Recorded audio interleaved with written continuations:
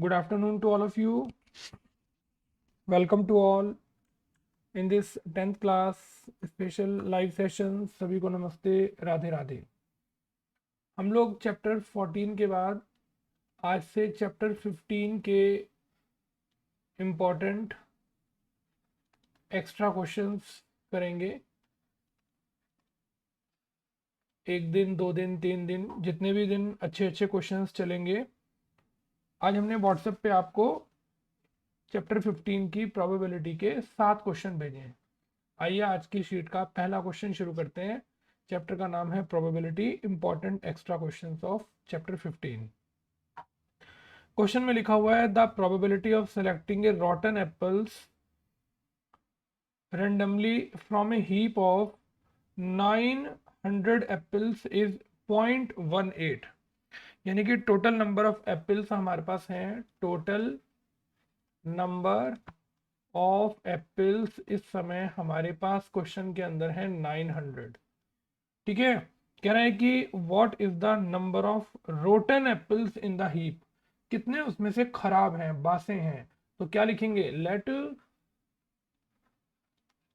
Rotten number of apples की संख्या को हम थोड़ी देर के लिए x मान लेंगे। ठीक है, अब फॉर्मूला आता है प्रोबेबिलिटी ब्रैकेट में रोटन एप्पल और फॉर्मूला होगा नंबर ऑफ रोटन एप्पल्स और नीचे आएगा टोटल नंबर ऑफ एप्पल्स। यहां आएगा 0.18। क्वेश्चन के अंदर ये प्रोबेबिलिटी आपको दे रखी है। रोटन एप्पल्स की संख्या को आपने x मान लिया है और total number of apples question में आपके पास 900 है। बताइए, रोटन एप्पल्स की प्रोबेबिलिटी क्वेश्चन में दे रखी है, टोटल नंबर ऑफ एप्पल्स 900 है और रोटन एप्पल्स की संख्या। जरूरी नहीं है कि हर बार वो आपसे प्रोबेबिलिटी पूछे, इस बार फेवरेबल आउटकम उसने आपसे क्वेश्चन में पूछ लिया। तो बताइए, x का आंसर निकालने के लिए 900 की 0.18 से क्रॉस मल्टीप्लाई कर देंगे, पॉइंट हटाएंगे, नीचे 100 आएगा, 2 जीरो से 2 जीरो कट जाएंगी। अब 9 की मल्टीप्लाई किससे होगी, 18 से। तो ये हो गया 9 8 जा 72, 9 1 जा 9 प्लस 7 और ये आपका आंसर आ गया 162। इसका मतलब क्या हुआ, so number of rotten apples in the heap, जो ढेर लगा हुआ था एप्पल्स का, उसके अंदर जो खराब एप्पल्स की संख्या है वो क्वेश्चन के अंदर 162 है। देखिए कितना सिंपल सा क्वेश्चन है, लेकिन बच्चों को पहचानना पड़ेगा कि फॉर्मूले के अंदर आपको क्या क्या चीज क्वेश्चन के अंदर गिवन है। और जब आप पहचान जाएंगे तो फॉर्मूले के अंदर क्या प्रोबेबिलिटी है, क्या रोटन एप्पल्स की संख्या है, क्या आपके पास टोटल एप्पल्स की संख्या है, आप वैल्यू पुट करेंगे और आपका फटाफट आंसर आ गया। चलिए सेकंड क्वेश्चन पर चलते हैं। सेकंड क्वेश्चन तो मोस्ट इंपॉर्टेंट है, कई बार बोर्ड के एग्जाम में आ चुका है। Find the probability of having 53 Tuesdays in a leap year, और फिर लिखा हुआ है नॉन लीप ईयर। तो सबसे पहले बात करते हैं फर्स्ट पार्ट डालकर नॉन लीप ईयर की, यानी कि लीप ईयर नहीं है। तो देखिए, 1 नॉन लीप ईयर में दिनों की संख्या होती है 365।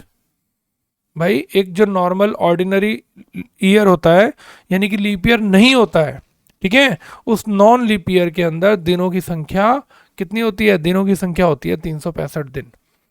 365 डेज का मतलब हुआ 365 days means 364 days plus 1 day.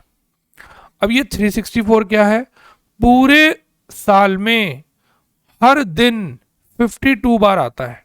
अब बताओ एक हफ्ते में कितने दिन होते हैं, 7 दिन होते हैं। और पूरे पूरे जितना भी पूरा साल है उसमें हफ्तों की संख्या 52 होती है। आप 52 की 7 से मल्टीप्लाई करके देख लो। एक हफ्ते में दिनों की संख्या 7 और पूरे साल में हर दिन 52 बार आएगा, हर दिन, चाहे ट्यूसडे हो, चाहे संडे हो, चाहे मंडे हो, वेडनेसडे हो, कोई भी दिन हो, पूरे हफ्ते में 52 बार आता है। अब आप 52 की 7 से मल्टीप्लाई करके देख लो, क्योंकि हर दिन 7 बार, एक हफ्ते में 7 दिन, हर दिन 52 बार, तो 52 की 7 से मल्टीप्लाई करके देख लो, 364 आ गया। अब जब पूरे साल में हर दिन 52 बार आता है, तो 52 बार ही ट्यूसडे आएगा, 52 बार ही वेडनेसडे आएगा, हर हफ्ते में हर दिन 52 बार आएगा। ठीक है, तो 364 दिन बैठे। फिर ये एक दिन फालतू कैसे हो गया, क्योंकि पूरे साल में दिनों की संख्या 365 होती है। हम चाहते हैं कि पूरे साल में जो ट्यूसडे है वो 52 तो पक्के हैं, लेकिन ये बचा हुआ दिन भी क्या हो, बचा हुआ दिन भी ट्यूसडे हो, क्योंकि 52 ट्यूसडे तो 364 दिनों में है। सोचो, 52 ट्यूसडे तो 364 दिनों में है। हम चाहते हैं कि 52 की बजाय पूरे साल में 53 ट्यूसडे हो। इसका मतलब ये जो बचा हुआ दिन है ये भी ट्यूसडे होना चाहिए। तो क्या लिखेंगे, लिखेंगे रिमेनिंग 1 डे मे बी। अब ये देखिए, बचा हुआ एक दिन क्या हो सकता है, क्या पता संडे हो, क्या पता मंडे हो, क्या पता ट्यूसडे हो, वेडनेसडे हो, थर्सडे हो, फ्राइडे हो, या फिर सैटरडे हो। तो क्या लिखेंगे, प्रोबेबिलिटी ब्रैकेट में 53 ट्यूसडे। अब जरा सोचकर बताइए, 52 ट्यूसडे तो पक्के हो गए, हम चाहते हैं कि ये जो बचा हुआ दिन है ना ये भी ट्यूसडे हो। तो इस, आप देखिए बचे हुए दिन के कितने चांस हैं, बचे हुए दिन के 1 2 3 4 5 6 7 चांस हैं, तो टोटल चांस है 7। हम चाहते हैं कि इन 7 ऑप्शन में बचा हुआ दिन ट्यूसडे हो। चेक करो इन बचे हुए 7 दिनों में ट्यूसडे कितनी बार आ रहा है, एक ही बार आ रहा है। आपका आंसर हो गया 1/7। ये देखिए, तो 53 ट्यूसडे लाने के लिए इस बचे हुए दिन का भी ट्यूसडे होना जरूरी है, तभी तो पूरे साल में 365 दिनों में 53 ट्यूसडे होंगे। सोच के देखिए, अगर अगर आप चाहते हैं कि 53 ट्यूसडे हो तो 52 और एक ये जो दिन बच गया ये भी ट्यूसडे, तो टोटल 53 हो गए। लेकिन इस बचे हुए दिन के कितने ऑप्शन है, 7 ऑप्शन है। इन 7 ऑप्शनों में ट्यूसडे कितनी बार आ रहा है, एक बार आ रहा है, तो इसलिए आपका आंसर हो गया 1/7। आइए सेकेंड पार्ट भी सामने की तरफ करते हैं, जिससे हमें सेकेंड पार्ट की कहानी इसके सामने ही समझ में आए। अब बात करते हैं किसकी, लीप ईयर की। तो क्या लिखेंगे, 1 लीप ईयर में दिनों की संख्या होती है 366। सोच के देखो, एक लीप ईयर में 366 डेज होते हैं। अब लिखेंगे 366 डेज मीन्स, अब देखिए 366 दिनों का क्या मतलब होता है, 364 डेज प्लस 2 डेज। ये देखो 364 दिन क्यों अलग हो गए, क्योंकि 52 इंटू 7 364 ही होता है।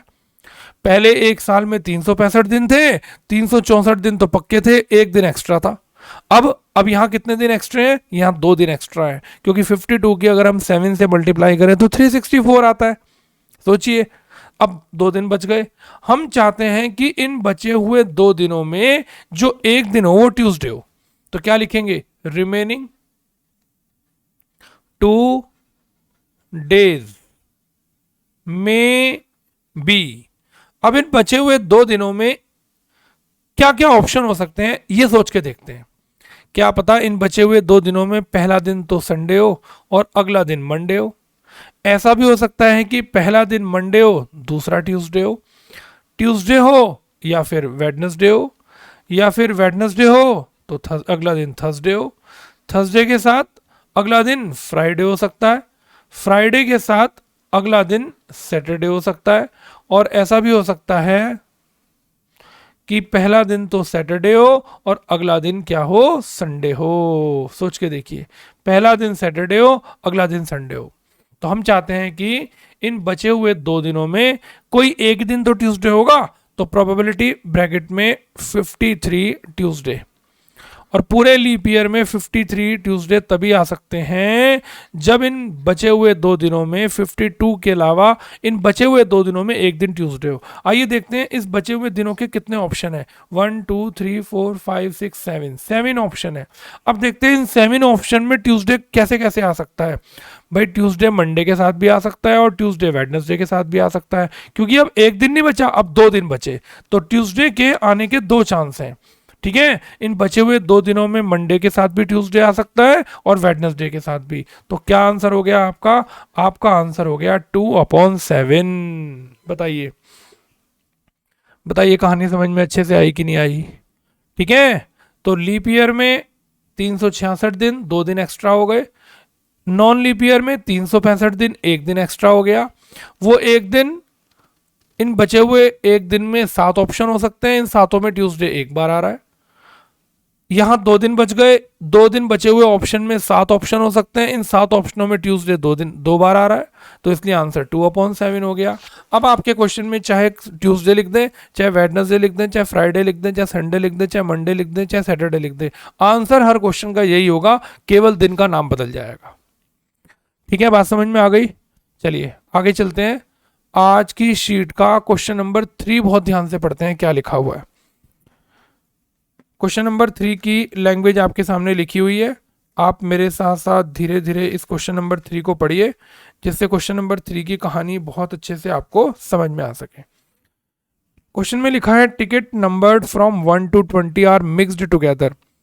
टिकट्स के ऊपर नंबर डले हुए हैं 1 से लेकर 20 तक, और उनको आपस में मिक्स कर दिया, मिला दिया।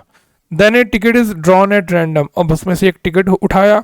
What is the probability that the ticket has a number, जो टिकट के ऊपर नंबर हैं which is a multiple of 3 और 7, वो या तो 3 से कटना चाहिए या किससे कटना चाहिए? 7 से कटना चाहिए। ठीक है, तो चलिए अब जरा सोचकर बताइए, टोटल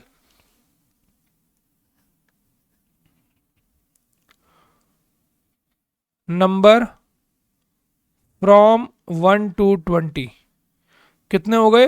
20 नंबर हो गए आपके पास। ठीक है, अब आपको बताना है कि कौन कौन से नंबर मल्टीपल बाई 3 और 7। चलिए टेबल बनाना शुरू करते हैं। जो जो नंबर 3 से और 7 से कटेंगे उसकी लिस्ट बनाते हैं। मल्टीपल ऑफ 3 और 7 आर, चलिए भैया टेबल बनाते हैं। 1 छोड़ दो, 2 छोड़ दो, 3 ले लो। 3 की टेबल में 6 आता है। 3 1 2 3, ना 4 ना 5 6, 7 तो आता ही है, 8 भी नहीं आता, 9 आता है 3 की टेबल में। या तो 3 की टेबल में आना चाहिए, 7 की टेबल में आना चाहिए। चलो 8 किसी की भी नहीं आता, 9 तो ले ही लिया, 10 किसी की भी नहीं आता, 11 भी किसी की नहीं आता, 12 3 की टेबल में आता है, 13 नहीं आता किसी में भी, 14 7 की टेबल में आता है, 15 3 की टेबल में आता है, 16 नहीं आता, 17 नहीं आता, 18 3 की टेबल में आता है। ठीक है, 19 नहीं आता, 20 नहीं आता, 20 भी दोनों में से किसी की टेबल में नहीं आता। आइए काउंट करते हैं, 1 2 3 4 5 6 7 8। तो क्या लिखेंगे? Favourable number of events. तो बताइए इनकी संख्या 1 2 3 4 5 6 7 8 हो गई। ठीक है, अब वो आपसे पूछ रहा है सो द प्रोबेबिलिटी, ब्रैकेट में क्या लिखेंगे? मल्टीपल ऑफ 3 और 7। बताइए फेवरेबल आउटकम है 8 और टोटल नंबर 1 से लेकर 20 तक की संख्या है 20। अब जरा देखिए 8/24 से कटते हैं, 4 2 जा, 4 5 जा, और ये आपके इस क्वेश्चन का आंसर आ गया। बताइए कहानी अच्छे से समझ में आई कि नहीं आई? ठीक है, तो जो नंबर 3 और 7 दोनों से कटते हैं, क्योंकि और शब्द लिखा हुआ है इसलिए आपने ऊपर क्या लिया? इसलिए आपने ऊपर 8 लिया, क्योंकि 8 नंबर 1 से लेकर 20 तक ऐसे हैं जिनमें से कुछ नंबर तो 3 से कटते हैं और कुछ नंबर 7 से कटते हैं। ठीक है, चलिए अगले क्वेश्चन पर चलते हैं। अगला क्वेश्चन हमारे प्री बोर्ड में आया था, मोस्ट इंपॉर्टेंट क्वेश्चन है और काफ़ी बच्चे इसमें कंफ्यूज रहे। आइए इस क्वेश्चन को डिस्कस करते हैं। आपकी शीट का आज की क्वेश्चन नंबर 4 कह रहा है find the probability of getting 52 Sundays in a leap year. लीजिए, तो 1 लीप ईयर में दिनों की संख्या होती है 366।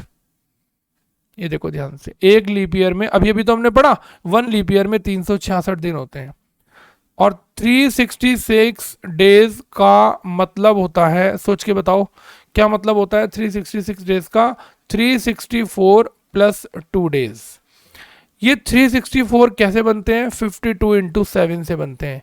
एक हफ्ते में 7 दिन होते हैं, तो 52 हफ्तों में कितने दिन होंगे? यानी कि पूरे साल में हर दिन 52 बार आता है, लेकिन हम चाहते हैं कि पूरे साल में हर संडे 52 ही आए, इन बचे हुए 2 दिनों में कोई भी दिन संडे का ना हो। ठीक है, ना हो, ध्यान रखना, क्योंकि उसने आपसे ये नहीं कहा कि 53 संडे चाहिए, उसने कहा 52 ही चाहिए। तो क्या लिखेंगे? रिमेनिंग 2 डेज में बी। ये बचे हुए 2 दिन क्या हो सकते हैं? संडे मंडे हो सकते हैं, मंडे ट्यूसडे हो सकते हैं, ट्यूसडे वेडनेसडे हो सकते हैं, वेडनेसडे थर्सडे हो सकते हैं, थर्सडे फ्राइडे हो सकते हैं, फ्राइडे सैटरडे हो सकते हैं, और क्या हो सकते हैं? सैटरडे संडे हो सकते हैं। ठीक है, ये देखिए, ये 8 1 2 3 4 5 6 7, तो हमें निकालना है प्रोबेबिलिटी ब्रैकेट में 52 संडेज। अब जरा दिमाग लगाइएगा, हम चाहते हैं कि पूरे साल में 52 ही संडे आए, 53 नहीं, 54 नहीं, या कुछ और नहीं, 52 ही आए, और वो तो आ ही रहे हैं। तो इसका मतलब ये हुआ कि हम चाहते हैं कि इन बचे हुए 2 दिनों में कोई भी दिन संडे ना हो। सोचिए, हम ये नहीं चाह रहे कि संडे हो, हम चाह रहे हैं कि संडे ना हो, क्योंकि हम चाह रहे हैं कि हमें 52 ही संडे चाहिए। तो हम चाहते हैं कि इन बचे हुए 2 दिनों में, 7 ऑप्शन है आपके पास, इन 7 दिनों में कोई भी 2 दिन हो सकते हैं, लेकिन हम चाहते हैं कि संडे ना हो। अब जरा देखना, संडे मंडे के साथ भी आ रहा है, तो कौन कौन से दिन ऐसे हैं जिसमें संडे नहीं आ रहा?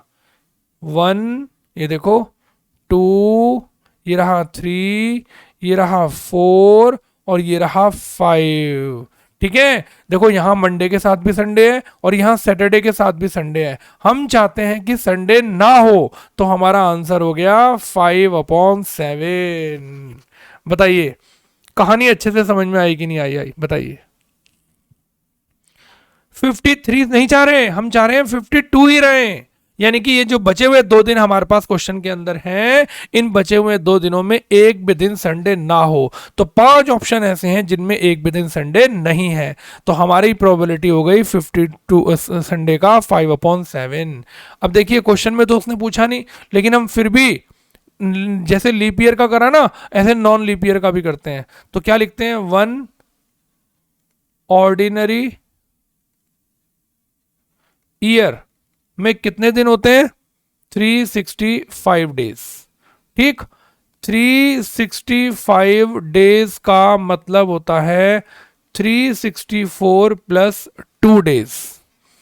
इन 364 डेज में 52 इंटू 7 यानी कि 364 दिन, और ये जो, सॉरी 2 डेज नहीं, सॉरी कितना आएगा?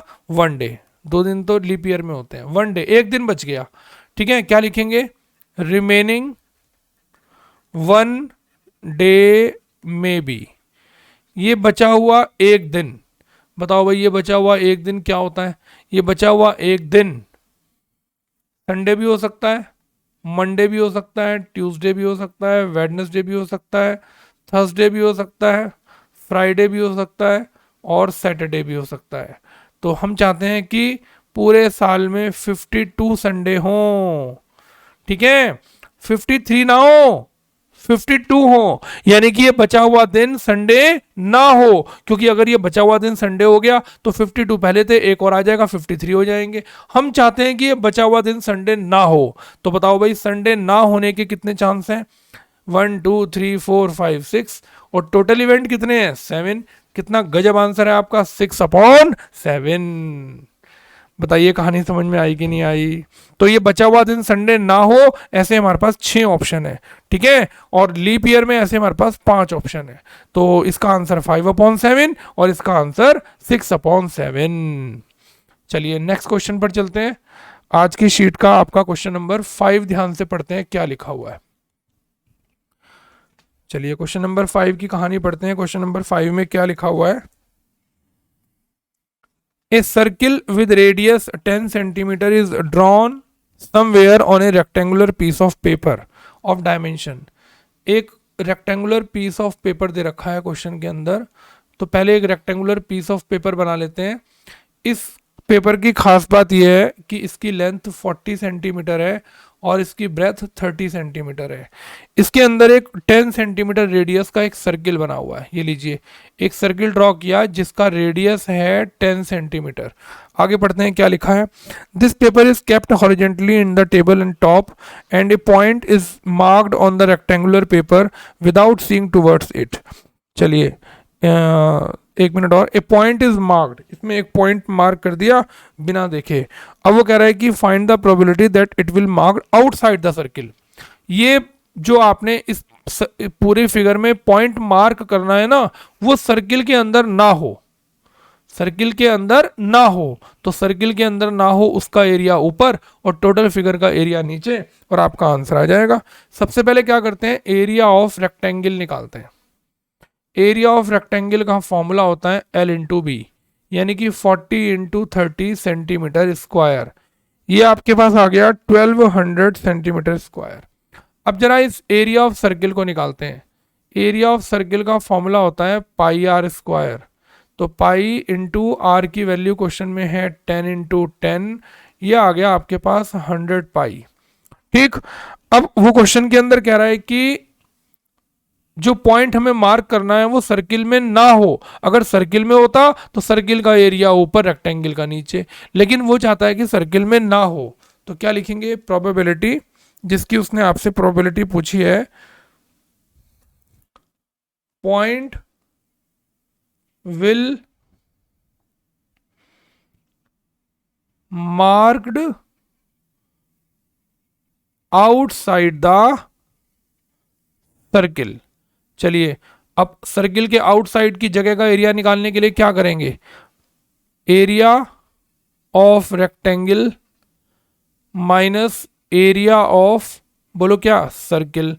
और नीचे बताओ क्या आएगा, नीचे आएगा टोटल एरिया ऑफ रेक्टेंगल। भाई अगर सर्किल के अंदर हमें वो पॉइंट नहीं चाहिए, खाली जगह में चाहिए, तो हमें रेक्टेंगल के एरिया में से 100 पाई यानी कि सर्किल के एरिया को माइनस करना पड़ेगा। और नीचे क्या आएगा, नीचे भी 1200 आएगा। चलो भाई, मुझे तो इसमें से 100 कॉमन नज़र आ रहा है, तो क्या बच गया, 12 माइनस पाई बच गया। और नीचे है 1200, 2 जीरो से 2 जीरो काट दी। ठीक है, 12 माइनस पाई की जगह 22/7 और नीचे 12। एलसीएम ले लेते हैं, 84 माइनस 22/7 नीचे 12। क्या आ गया, 4 में से 2 गए 2, 6 में से 2 गए 4/7 और नीचे 12। देखो ध्यान से, कोई जल्दी नहीं। 8 में से 2 गए 6, 62 आएगा। ठीक है, अब 62 और 12 दोनों शायद 2 से कटते हैं, 2 6 जा और 2 3 जा 2 1 जा, तो आपका आंसर आ गया 31/42। ये आपके इस क्वेश्चन का आंसर हो गया। ठीक है, आपके एनसीईआरटी में क्वेश्चन है कि डाइज सर्किल में ही गिरे तो सर्किल का एरिया ऊपर, रेक्टेंगल का नीचे। हम चाहते हैं कि डाइज सर्किल में ना गिरे, तो ये जो खाली पोर्शन है सर्किल के अलावा रेक्टेंगल का, इसको लाने के लिए आपको फेवरेबल आउटकम यानी कि रेक्टेंगल में से सर्किल माइनस करना पड़ेगा और अपॉन एरिया ऑफ रेक्टेंगल जो टोटल पोर्शन है। चलिए आज की शीट के क्वेश्चन नंबर 6 पर चलते हैं। क्वेश्चन नंबर 6 भी खूब बढ़िया क्वेश्चन है। आप ध्यान से अगर क्वेश्चन नंबर 6 को पढ़ेंगे तो ये इस साल 2 साल पहले बोर्ड के एग्जाम में क्वेश्चन आया। If A number x is selected at random from the number, इसमें से एक नंबर सेलेक्ट करना है जिसका नाम है x। कह रहे हैं व्हाट इज द प्रोबेबिलिटी, वो जो हम नंबर छाटेंगे उसका स्क्वायर 2 से छोटा होना चाहिए, उसका स्क्वायर 2 से क्या होना चाहिए, छोटा। तो इसके लिए क्या करते हैं, पहले ये जो नंबर है ना, ये सब दे रखे हैं, इनको x और ये x स्क्वायर, बताइए x के क्या क्या नंबर दे रखे हैं। x के नंबर दे रखे हैं माइनस का 2, माइनस का 1, 0, 1 और 2, ये नंबर दे रखे हैं x के। अब जरा x का स्क्वायर करो, यानी कि इस नंबर का स्क्वायर करो, बोलो क्या आएगा, -4, सॉरी -4 थोड़ा आएगा, जब -2 का स्क्वायर करेंगे तो +4 आएगा, -1 का स्क्वायर +1, 0 का स्क्वायर 0, ये देखो, ठीक है, 1 का स्क्वायर 1, 2 का स्क्वायर 4।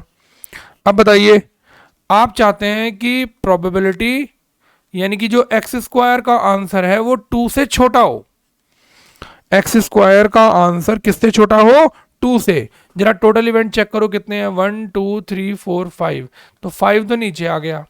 अब बताइए जो एक्स स्क्वायर का आंसर है वो 2 से छोटा होना चाहिए, चलिए देखते हैं, ये तो 2 से छोटा नहीं है, ये भी 2 से छोटा है, ये भी 2 से छोटा, किसका, एक्स स्क्वायर का आंसर। तो पहले आपने एक्स के आंसर लिखे, फिर आपने एक्स के स्क्वायर किए, अब एक्स स्क्वायर का आंसर 2 से छोटा होना चाहिए, तो 1 2 से छोटा है, 0 2 से छोटा है, और ये वाला 1 2 से छोटा है, बाकी दोनों नंबर 4 4 तो 2 से बड़े हैं, तो आपका आंसर हो गया 3/5। ये आपके इस क्वेश्चन का आंसर हो गया। बताइए कहानी अच्छे से समझ में आई कि नहीं आई।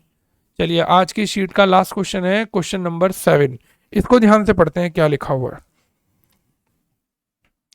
तो क्वेश्चन नंबर 7 को आप अच्छे से देख लीजिए, क्वेश्चन नंबर 7 को एक बार रीडिंग करिए, क्योंकि जब तक आप क्वेश्चन नंबर 7 की रीडिंग नहीं करेंगे तब तक ये क्वेश्चन की लैंग्वेज भी आपको अच्छे से समझ में नहीं आएगी। तो चलिए क्वेश्चन नंबर 7 को बहुत अच्छे से पढ़ते हैं और देखते हैं क्वेश्चन नंबर 7 के अंदर क्या लिखा हुआ है। A marble is selected at random from 6 marbles, 6 marbles के ऊपर नंबर डले हुए हैं 1 2 3 4 5 6, ठीक है। कह रहा है find the probability of getting a marble having the number 2 and 6 on it. अब हर मार्बल के ऊपर तो एक एक नंबर है, 2 and 6 तो किसी भी एक साथ किसी के ऊपर भी नहीं लिखा हुआ। भाई पहले पे क्या लिखा है 1, दूसरे पे 2, तीसरे पे 3, चौथे पे 4, पांचवे पे 5, अगले पे 6। लेकिन वो कह रहा है कि एक ही मार्बल के ऊपर ये 2 नंबर कितने मार्बल के ऊपर लिखे हुए हैं, क्योंकि क्वेश्चन में हेडिंग आया कि 2 and 6, तो 2 और 6 तो किसी के ऊपर भी नहीं लिखा हुआ, और जब किसी के ऊपर भी नहीं लिखा हुआ होगा तो बताइए ऐसा तो कोई मार्बल है ही नहीं। तो जब ऐसा कोई मार्बल नहीं है तो ऐसे मार्बल की संख्या कितनी हुई, ऐसा मार्बल एक भी नहीं है, तो जब इस ऐसे मार्बल एक भी नहीं है तो आंसर 0 हुआ, ठीक है। तो कैसे लिखेंगे इस क्वेश्चन को हम, देखिए क्वेश्चन नंबर 7 में सबसे पहले नंबर डालते हैं 1 2 3 4 5 6। फर्स्ट मार्बल पर 1 लिखा है, दूसरे पे 2 लिखा है, तीसरे पे 3 लिखा है, चौथे पे 4 लिखा है, पांचवे पे 5 लिखा है, छठे पे 6 लिखा है, ठीक। तो प्रोबेबिलिटी ब्रैकेट में नंबर क्या क्या होना चाहिए, 2 and 6, ठीक है। टोटल इवेंट हो गए 6, लेकिन 2 and 6 तो एक साथ और नहीं, एंड 6 एक साथ किसी पे भी नहीं लिखा हुआ, तो ऐसे मार्बल की संख्या 0 हो गई। तो 0/6 का आंसर भी बताइए क्वेश्चन के अंदर क्या हो गया, 0 हो गया। और आपको पता होना चाहिए कि जिस प्रोबेबिलिटी का आंसर 0 होता है ऐसी प्रोबेबिलिटी को हम लोग क्या बोलते हैं, इम्पॉसिबल इवेंट बोलते हैं। हालांकि उसने तो हमारे से इस क्वेश्चन के अंदर पूछा नहीं कि प्रोबेबिलिटी का नाम भी बताओ, ये तो मैं आपको आपकी जनरल नॉलेज के लिए बता रहा हूँ कि जब भी कभी किसी प्रोबेबिलिटी का आंसर 0 आता है तो ऐसी प्रोबेबिलिटी को हम लोग इम्पॉसिबल इवेंट बोलते हैं, ठीक है। तो बताइए इसके अंदर जो फॉर्मूला था कि फेवरेबल आउटकम कि 2 and 6 दोनों लिखे हुए हैं तो वो तो 0 हो गया, राइट। और उसने कहा देखो और शब्द नहीं है। अच्छा अगर मैं आपसे वो क्वेश्चन गए कि नंबर 2 और 6, ये देखो 2 और 6, या तो 2 लिखा हो या 6 लिखा हो, तो 2 लिखा हो तो एक ये रहा और 6 लिखा हो तो एक ये रहा, तो ऐसे 2 मार्बल हो गए और टोटल अपॉन कितने हैं 6, आपका आंसर आ गया कट के 1/3। लो मैंने आपको दोनों ही क्वेश्चन करा दिए, आपको केयरफुल होकर इन दोनों पे ध्यान देना है। एंड लिखा हुआ है, एंड यानी कि दोनों नंबर एक साथ किसी भी मार्बल पर नहीं है, तो ऐसे मार्बल की संख्या 0 है, तो आंसर हो गया 0/6। लेकिन 2 और 6 हो, या तो 2 हो या 6 हो। हाँ 2 भी है और 6 भी है, तो ऐसे मार्बल हमारे पास दो हैं। तो जब और शब्द आ गया तो दोनों को जोड़ लिया, आंसर हो गया 2/6, कट के क्या आ गया 1/3। ठीक है, तो इसके बहाने मैंने आपको एंड के बहाने और वाला भी करा दिया, जिससे ये क्वेश्चन आपको और अच्छे से क्लियर हो जाए और आपको इसका मीनिंग समझ में आ जाए। कल और अच्छे अच्छे क्वेश्चंस मैं प्रोबेबिलिटी के छांट के आपके साथ लाऊंगा। आप इन सब का रिवीजन अच्छे से कर लीजिए, अपनी कॉपी पे इन्हें कंप्लीट कर लीजिए, जिससे आपको एग्जाम के दिनों में परेशान ना होना पड़े। ठीक है, चलिए, thank you very much, God bless you, Radhe Radhe.